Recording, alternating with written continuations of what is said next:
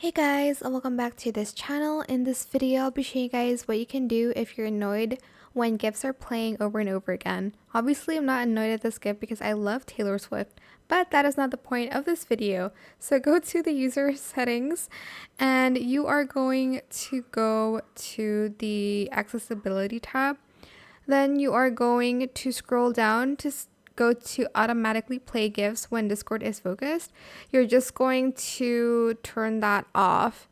But yeah, that is it. You can also select never animate on stickers as well if you'd like to. But that is it for this video. I hope it was helpful for you guys. Don't forget to like, comment, share, and also subscribe to this channel if you haven't done that already. If you have any more questions about this video, just leave it in the comment section down below. I will try my best to answer them all for you guys. And if you found this video helpful, please click the thanks button as well.